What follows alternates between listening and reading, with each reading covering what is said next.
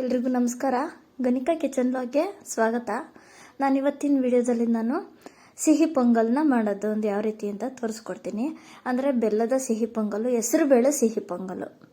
ಸಂಕ್ರಾಂತಿ ಹಬ್ಬಗಳಿಗೆ ಮತ್ತು ಹಬ್ಬಕ್ಕೆ ಅಂತ ಏನಲ್ಲ, ಎಲ್ಲ ತಿನ್ನಬೇಕು ಅನ್ನಿಸ್ದಾಗೆಲ್ಲ ಮಾಡ್ಕೊಳ್ಬೋದು. ಸಿಹಿ ಪೊಂಗಲು ತುಂಬ ಚೆನ್ನಾಗಿರುತ್ತೆ. ಹೆಸರು ಬೇಳೆ ಹಾಕಿ ಮಾಡ್ಕೊಂಡು ನೋಡಿ ನೀವು ಒಂದ್ಸಲ.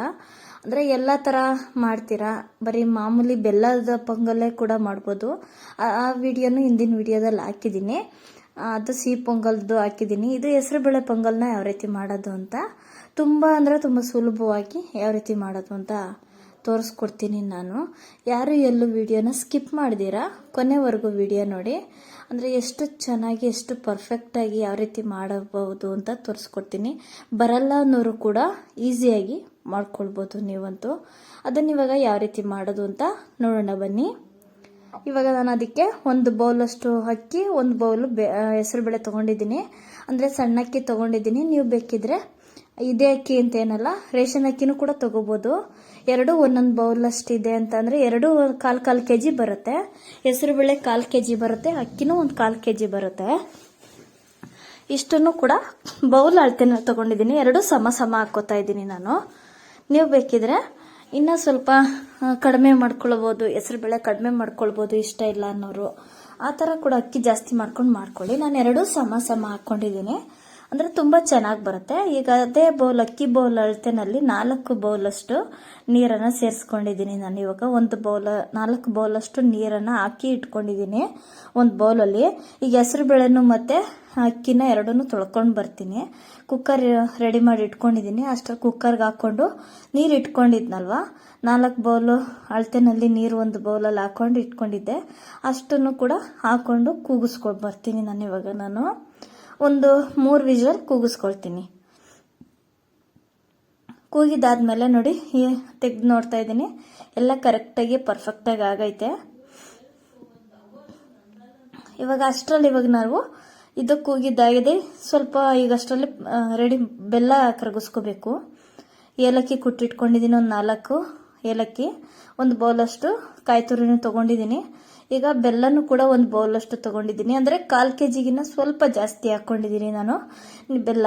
ನೀವು ಬೇಕಿದ್ರೆ ಇನ್ನು ಕಡಿಮೆ ಸಿಹಿ ಹೆಂಗೆ ಬೇಕು ನಿಮಗೆ ನೋಡ್ಕೊಂಡು ಹಾಕ್ಕೊಳ್ಳಿ. ಸ್ವಲ್ಪ ನೀರನ್ನು ಸೇರಿಸ್ಕೊತಾ ಇದ್ದೀನಿ. ಒಂದು ಚಿಕ್ಕ ಗ್ಲಾಸ್ ಅಷ್ಟು ನೀರು ಹಾಕ್ಕೋಬೇಕು. ಏನಕ್ಕೆ ಅಂತಂದರೆ ಫಸ್ಟ್ ಕರಗಿಸಿ ಹಾಕ್ಕೊಳ್ಬೇಕು. ಬೆಲ್ಲ ಅದಲ್ಲಿ ಕಡ್ಡಿ ಎಲ್ಲ ಇರುತ್ತಲ್ವ, ಅದೆಲ್ಲ ಕಲ್ಲು ಎಲ್ಲ ಇರುತ್ತೆ, ಹಂಗಾಗಿ ಹೇಳ್ತಾ ಇದ್ದೀನಿ. ಈಗ ನೋಡಿ ಅನ್ನ ಕರೆಕ್ಟಾಗಿ ಬೆಂದಿದೆ. ಹೆಸರುಬೇಳೆನೂ ಕೂಡ ಕರೆಕ್ಟಾಗಿ ನೋಡಿ, ಇಷ್ಟು ಕರೆಕ್ಟಾಗಿ ಬೆಂದಿದ್ರೆ ಸಾಕು. ಚೆನ್ನಾಗಿದೆ, ನೀಟಾಗಿ ನುಣ್ಣಗೆ ಬೆಂದಿದೆ. ಈಗ ನಾನು ಒಂದು ಬಾಣಲಿ ತಗೊಂಡು ಸ್ವಲ್ಪ ತುಪ್ಪ ಹಾಕ್ಕೊಂಡಿದ್ದೀನಿ. ತುಪ್ಪ ಬೇಡ ಅನ್ನೋರು ಸ್ಕಿಪ್ ಮಾಡ್ಕೊಂಡಿಲ್ಲ, ಎಣ್ಣೆನೇ ಹಾಕ್ಕೊಂಡು ಹುರ್ಕೋಬೋದು. ತುಪ್ಪ ಹಾಕ್ಕೊಂಡ್ರೆ ಚೆನ್ನಾಗಿರುತ್ತೆ. ಸ್ವಲ್ಪ ಗೋಡಂಬಿ ಹಾಕ್ಕೊಂಡಿದ್ದೀನಿ. ಈ ಬೆಲ್ಲ ಎಲ್ಲ ಅಷ್ಟರಲ್ಲಿ ಗೋಡಂಬಿನೂ ದ್ರಾಕ್ಷಿ ಹುರ್ಕೊಂಡ್ಬಿಡ್ತೀನಿ. ಅಷ್ಟರಲ್ಲಿ ಹುರ್ಕೊಂಡು ರೆಡಿ ಮಾಡ್ಕೊಳ್ತೀನಿ. ನೋಡಿ ಇವಾಗ ಗೋಡಂಬಿ ಇಷ್ಟು ಆಪ್ಷನಲ್. ಬೇಕಿದ್ರೆ ಗೋಡಂಬಿ ದ್ರಾಕ್ಷಿ ಎಲ್ಲ ಏನು ಬೇಡ ನಮಗೆ ಅನ್ನೋರು, ತುಪ್ಪ ಇದೆಲ್ಲ ಏನು ಬೇಡ ಅನ್ನೋರು ಬರೀ ಈಗ ಹೆಸರುಬೇಳೆ ಕೂಗಿದೆಲ್ಲ ಅದಕ್ಕೆ ಬೆಲ್ಲ ಕಾಯಿಸಿ, ಬೆಲ್ಲದ ನೀರು ಇರುತ್ತಲ್ಲ ಅದನ್ನು ಮತ್ತು ಕಾಯಿ ತುರಿ ಏಲಕ್ಕಿನೇ ಇಷ್ಟೇ ಹಾಕ್ಕೊಂಡು ಮಾಡ್ಕೊಳ್ಳಿ. ಇದು ದ್ರಾಕ್ಷಿ ಗೋಡಂಬಿ ಈ ಥರ ಎಲ್ಲ ನಮಗೇನು ಬೇಡ, ತುಪ್ಪನೂ ಬೇಡ ಅನ್ನೋರು, ಇಷ್ಟ ಇಲ್ಲ ಅನ್ನೋರು ಸ್ಕಿಪ್ ಮಾಡ್ಕೋಬೋದು. ಆದರೆ ಹಾಕಿದ್ರೆ ಚೆನ್ನಾಗಿರುತ್ತೆ ಅಂತ ಹಾಕ್ಕೊಳ್ತಾ ಇದ್ದೀನಿ. ನೋಡಿ ಈ ಥರ ಸ್ವಲ್ಪ ಸಣ್ಣ ಉರಿ ಇಟ್ಕೊಂಡು ಹುರ್ಕೋಬೇಕು. ಗೋಡಂಬಿ ದಪ್ಪ ಉರಿ ಇಟ್ಕೊಂಡ್ರೆ ಸೀದೋಗುತ್ತೆ, ಹಂಗಾಗಿ ಸಣ್ಣ ಉರಿ ಇಟ್ಕೊಂಡೆ ಹುರ್ಕೋಬೇಕು. ಚೆನ್ನಾಗಿ 1-2 ನಿಮಿಷ ಹುರ್ಕೋಬೇಕು. ಹಿಂದಿನ ವಿಡಿಯೋದಲ್ಲಿ ನೋಡಿ ನಾನು ಬರೀ ಬೆಲ್ಲ ಹಾಕಿ ಮಾಡಿದ್ದೀನಲ್ಲ ಸಿಹಿ ಪೊಂಗಲು, ಅದನ್ನು ಕೂಡ ಅದಕ್ಕೆ ನಾನು ಇದೇನೆಲ್ಲ ದ್ರಾಕ್ಷಿ ಗೋಡಂಬಿ ಆ ಥರ ಎಲ್ಲ ಏನೂ ಹಾಕಿಲ್ಲ. ಇದು ಹೆಸರುಬೇಳೆ ಪೊಂಗಲ್ಗೆ ಹಾಕ್ತಾ ಇದ್ದೀನಿ. ಸಂಕ್ರಾಂತಿ ಹಬ್ಬಕ್ಕಂತೂ ಎಲ್ಲರೂ ಕೂಡ ಇದನ್ನೇ ಮಾಡೋದು. ಇದೇ ಅಂತ ಏನಲ್ಲ, ಬೇಕಿದ್ರೆ ಬರೀ ಬೆಲ್ಲದ ಪೊಂಗಲ್ಲು ಕೂಡ ಮಾಡೋದು. ಒಟ್ಟಿನಲ್ಲಿ ಪೊಂಗಲ್ಲೇ ಜಾಸ್ತಿ ಮಾಡೋದು. ಅದಕ್ಕೇನೆ ನೋಡಿ ಈ ಥರ ಮಾಡ್ಕೊಳ್ಳಿ. ತುಂಬ ಈಸಿ ಮೆಥಡಲ್ಲೇ ತೋರಿಸ್ಕೊಡ್ತೀನಿ ನೋಡಿ. ದ್ರಾಕ್ಷಿನೂ ಕೂಡ ಹಾಕ್ಕೊಂಡು ಚೆನ್ನಾಗಿ ಫ್ರೈ ಮಾಡ್ಕೋಬೇಕು. ಅಂದರೆ ಸೀಸ್ಬಾರ್ದು, ಜೋರಾಗಿಟ್ರೆ ಸೀದೋಗ್ಬಿಡುತ್ತೆ. ಹಂಗಾಗಿ ನಿಧಾನವಾಗಿ ಹುರ್ಕೋಬೇಕು. ತುಪ್ಪ ಅಲ್ವಾ, ಬೇಗ ಸೀದ್ಬಿಡುತ್ತೆ. ನೋಡಿ ಈ ಥರ ಚೆನ್ನಾಗಿ ಊದ್ಕೋಬೇಕು ದ್ರಾಕ್ಷಿ.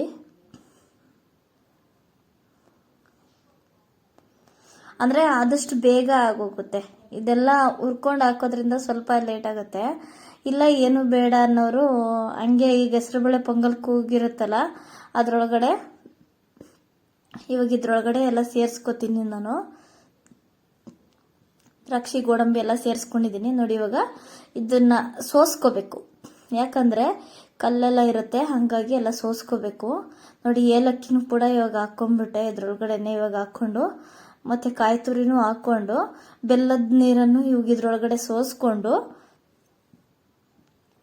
ತಿರುಗಿಸ್ಕೋಬೇಕು. ನೀವು ಯಾವುದೇ ಅಡುಗೆ ಮಾಡಬೇಕು ಅಂದರೆ ಈ ಥರ ಬೆಲ್ಲ ಎಲ್ಲ ಕರಗಿಸ್ಬಿಟ್ಟು ಹಾಕ್ಕೊಳ್ಳೋದ್ರಿಂದ ಒಂಥರ ಏನಂತಂದರೆ, ಈಗ ಬೆಲ್ಲದಲ್ಲಿ ಕಲ್ಲೆಲ್ಲ ಇದ್ದೇ ಇರುತ್ತೆ, ಗೊತ್ತಿರೋ ವಿಷಯನೇ. ಹಾಗಾಗಿ ಚೆನ್ನಾಗಿ ಸೋಸ್ಕೊಂಡು ಹಾಕ್ಕೊಳ್ಳೋದ್ರಿಂದ ಚೆನ್ನಾಗಿರುತ್ತೆ. ನೀಟಾಗಿ ತಿರುಗಿಸ್ಬೇಕು, ಯಾಕಂದರೆ ನಾನು ಬೇಗ ಫಸ್ಟೇ ಇದನ್ನು ಕುಕ್ಕರ್ ಸಿಕ್ಕಿದ್ನಲ್ಲ, ಹಂಗಾಗಿ ಸ್ವಲ್ಪ ಅಲ್ಲೇ ಆರ್ಕೊಂಡಿದೆ, ಅನ್ನ ತಣ್ಣಗಾಗಿದೆ ನೋಡಿ. ನಿಮಗೆ ನಾನು ಇಷ್ಟು ಹದವಾಗಿ ಮಾಡ್ಕೊಂಡಿದ್ದೀನಿ. ಸ್ವಲ್ಪ ತೀರ ಗಟ್ಟಿನೂ ಬೇಡ, ತೀರ ತೆಳುವೂ ಬೇಡ ಅನ್ನಂಗೆ.